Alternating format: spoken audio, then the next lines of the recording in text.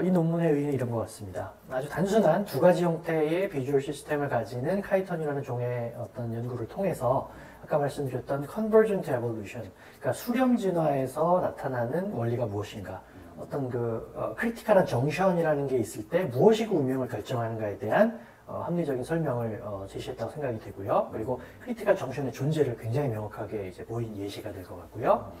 그리고 결국은 그 크리티컬 정션을 결정하는 요인 중에서 여기서는 지금 아주 단순한 물리적인 constraint, 슬릿의 개수라는 단순한 요소가 그것을 결정하는 요소가 될 수 있다라는 이제 예시가 된 거고요.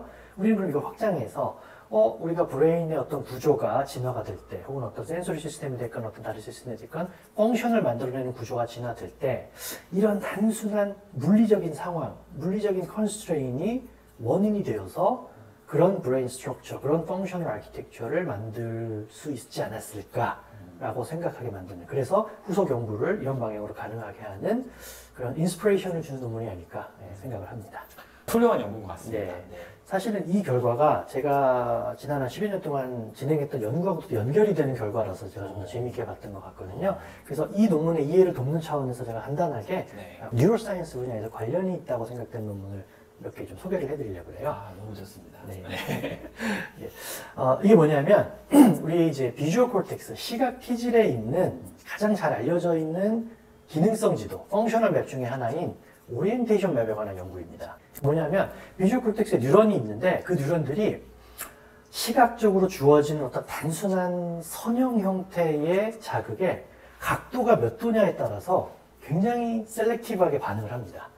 이제 막대기가 딱 하나 있었는데 네. 이게 이렇게 수직으로 서 있었냐, 이게 살짝 그렇죠. 바뀌면 그렇죠. 거기에 막 반응해서 빠바바박 액티베이션하는 뉴런도 있다. 그걸 이제 오리엔테이션 셀렉티비티, 오리엔테이션 튜닝이라고 하는데, 개별적인 뉴런들은 이제 다 그런 성질을 가지는데, 이걸 그러면 비주얼 콜텍스 전체에서 놓고 보면 개별적인 뉴런들이 그냥 옆에 있는 뉴런하고 전혀 상관없이 나는 어느 임의의 각도의 셀렉티비티를 가지느냐, 아니면 옆에 인접해 있는 뉴런들하고는 뭔가 비슷한 셀렉티비티를 가지느냐고 했을 때 굉장히 놀랍게도 규칙적인 패턴이 나오는데요. 여기 보시는 맵이 뭐냐면 이 어떤 색깔이, 임의의 색깔이 어느 방향, 어느 각도의 셀렉티비티를 가지는가를 표시한 그런 내용이고요. 여기 보시는 픽셀 하나하나는 이제 하나의 싱글 뉴런보다 뭐 좀 더 많은 수십 개에서 수백 개의 뉴런이 나타내는 셀렉티비티, 그러니까 튜닝 프로퍼티입니다. 그러니까 지금 요 말씀하시는 요 하나의 화면이 여기 막 뉴런이 막 있는 비주얼 콜텍스를 얘기하시는 거죠? 이 색깔들이 아까 말씀하신 얘들이 반응하는 각도. 이 빨간색은 예를 들면 수직, 초록색은 예를 들면 뭐 이렇게 90도, 거기에 대해 뭐 파란색 같은 거는 요 정도. 이런 식으로 분포하고 있다. 근데 뭔가 되게 알록달록 규칙적인 느낌인데요? 그래서 놀라울 정도로 규칙적인 패턴이 나오는데요. 보시면 굉장히 스무드하게 변하면서 주기적으로 변하는 이런 특성을 볼 수가 있어요. 골고루 분포해 있어요. 굉장히 재미있는 게 여기 지금 여러 종이 표시가 되어 있는데 상당히 다른 종, 그러니까 진화적으로 보면은 좀 거리가 많이 떨어져 있다라고 생각되는 종에서도 공통적으로 이러한 패턴들이 나오고, 모양을 보시게 되면 굉장히 이건 거의 똑같은 비슷한 패턴이라고 할 수 있을 정도로 공통의 어떤 그 구조적인 특성을 가진다는 거죠. 그것뿐만 아니라 이제 2차원적인 코르티컬 스페이스에서 뭔가 주기성을 가지는, 정확히 말씀드리면 헥사고널한 주기성을 가진다고 하는데요. 육방형으로 패턴이 주기적인 그런 반복을 하는 그런 패턴입니다. 이게 그런 그림을 말씀이시죠? 맞습니다. 그래서 이 오리엔테이션 맵이 거의 수십 년 동안 뉴로사이언스 분야에서 굉장히 많은 사람들이 관심의 대상이었고, 이걸 연구하면 우리가 펑셔널한 스트럭처가, 특히 맵 구조가 어떻게 형성이 되고 그게 어떤 역할을 하는지를 좀 알 수 있지 않을까. 그리고 더 중요한 건 뭐냐면 이것들이 진화적으로 도대체 무슨 상관이 있어서 이렇게 공통적인 구조를 가지는가라는 거와, 또 하나는 이것과 전혀 다른 구조의 비주얼 콜텍스 맵을 가지는 종이 또 있거든요. 대표적으로 렛이나 마우스 같은 로던트에서는 이러한 맵이 전혀 나타나지 않습니다.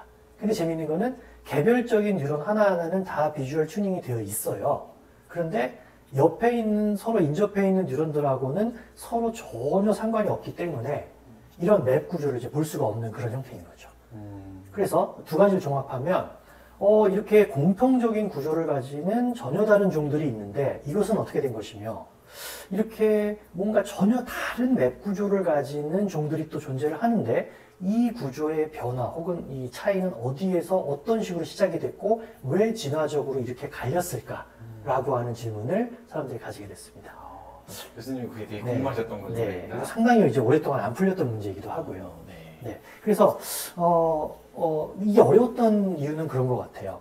진화적인 연관성을 따져보려고 해도 이 파일로제네틱 트리에서 연관성이라는 걸 찾아볼 수가 없었다는 거죠. 여기 보시면 여기 이제 프라이밋이 있고 여기 이제 뭐 트리슈루라고 하는 스칸데니시아라는 종이 있는데 비슷한 맵 구조를 가져요. 스무드하고 피리딕한 구조를 가져요. 근데 그것하고 약간 인접해 있는 이쪽 라고모파나 로덴시아 뭐 술치기죠. 여기에서는 또 완전히 다른 맵 구조가 보인단 말이에요. 여기까지만 봤으면 그래 그러면 여기서 분화가 돼서 다른 구조를 가지게 됐구나라고 하고 끝났을 겁니다. 근데 전혀 그것하고 상관없어 보이는 멀리 떨어져 있는 이 카니고아에서 또 똑같은 맵 구조가 나타나요. 우리가 아까 봤던 앞에서 봤던 카이톤에서 이 한참의 시간 차이에도 불구하고 비슷한 형태로 진화가 됐던 맞습니다. 것처럼. 그래서 이게 수렴 진화라는 개념을 이제서야 생각을 할 수 있는데 그때는 그러면 이게 도대체 진화적으로 상관이 있는가 아니면 진화적으로 전혀 상관이 없고 뭔가 어떤 물리적인 상황을 결정하는가 뭐 이런 식의 연구를 진행을 하게 됐습니다. 근데 오늘 보셨던 논문을 이제 감안을 하고 이제 보게 되면 여기 이제 어느 정도 우리가 답을 좀 쉽게 할 수 있겠죠. 우리가 이제 카이톤에서 봤던 건 슬릿 개수가 결정했는데 여기도 뭐 그런 요소가 하나 있어야겠네요. 그래서 뭔가 굉장히 다른 오리진을 가지는 종이지만 물리적으로 뭔가 비슷한 컨스트레인이 있거나 비슷한 조건이 있었을 때 같은 형태를 가지는 비주얼 시스템 구조로 진화를 할 수가 있고 또 이렇게 다른 구조를 가지는 형태는 뭔가 또 그러한 크리티컬 정션을 만드는 어떤 파라미터가 있고 그런 단순한 물리적인 컨스트레인에 의해서 갈릴 수도 있지 않을까라는 생각을 쉽게 할 수가 있게 되겠죠.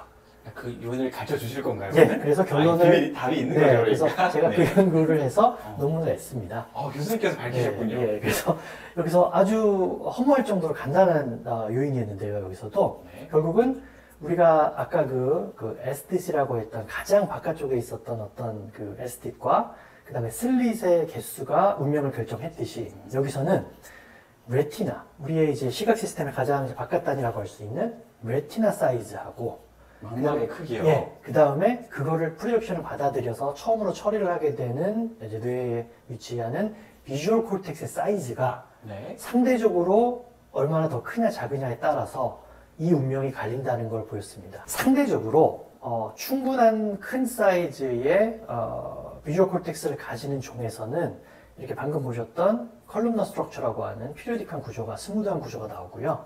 상대적으로 콜텍스가 레티나에 비해서 작은 종에서는 예외 없이 이렇게 솔트앤페퍼라고 하는 무작위적인 맵의 구조를 가지지 못하고 그냥 흩뿌려진 형태로 셀렉티비티가 존재하는 이런 구조를 가지게 되는 거죠. 이게 왜 이렇게 되느냐를 명확하게 설명할 수 있는 원리가 있는데요. 바로 우리가 신호 처리에서 굉장히 잘 알고 있는 샘플링입니다. 아마 기억이 나시는 분도 있고 생소한 분도 있을 건데요. 잠시만요. 단계 한번 가봐야 될 것 같아요. 말씀하신 것처럼 이제 알겠습니다. 비주얼 콜텍스의 사이즈와 레티나의 사이즈의 비율이 그걸 결정했다. 아직까지 믿을 수가 없는데. 그래서 비주얼 콜텍스, 망막 대비 비주얼 콜텍스의 사이즈가 넓은 동물들. 예를 들면 여기 마카크, 캣 이런 것들이 있네요.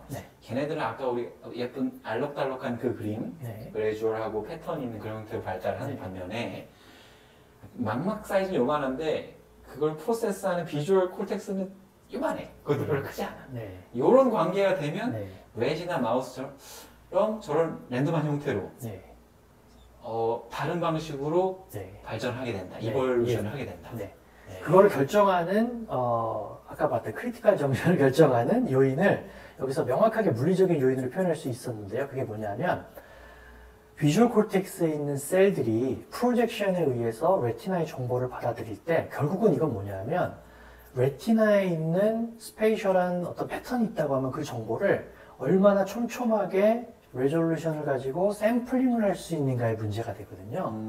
그럼 망막에 이미 이러한 어떤 피리오딕한 구조의 패턴이 있고 이거를 샘플링을 충분한 샘플링 레이쇼로 했을 때는 그 형태를 그대로 보존할 수 있게 됩니다. 그 형태를 보존을 해서 샘플링을 충분히 할 수 있으면 원래의 형태인 이런 피리어딕한 형태를 얻어서 컬럼나 스트럭처, 스무드한 맵이 되는 거고, 이 샘플링이 온전하게 이루어지지 못하는 상황이 있습니다. 우리가 나이퀴스트 샘플링 이론을 아마 아실 건데, 충분한 프리퀀시로 샘플링을 하지 못하면 우리가 원래 있던 원본을 듬성듬성 띄엄띄엄 샘플링을 하게 돼요. 그럼 원래 있던 패턴하고는 전혀 상관없는 무작위적인 패턴을 얻을 수밖에 없거든요. 그게 나이키스트 샘플링이라는 샘플링 레이쇼를 기준으로 해서 이쪽이냐 이쪽이냐에 따라서 운명이 갈리는 이제 그런 형태가 됩니다. 아, 우리 아까 봤던 여기 네. 카이톤의 슬릿 개수의 10개 예, 고지점이 여기서 해당하는 거네요. 그렇죠. 예, 그래서 샘플링 레이쇼가 충분하지 못한, 다시 말해서 레티나에 비해서 비주얼 콜텍스의 사이즈가 작고, 그러다 보니 비주얼 콜텍스에 있는 뉴런의 개수가 상대적으로 적어서 망막에 있는 패턴을 샘플링할 때에 좀 듬성듬성 나이키스트 샘플링 미만으로 이제 샘플링을 하게 되는 경우는 이렇게 무작위적인 패턴이 나타나고, 우리가 그거를 솔트 앤 페퍼 패턴, 그래서 전혀 다른 형태의 비주얼 콜텍스 맵 형태라고 이해를 했던 것이죠.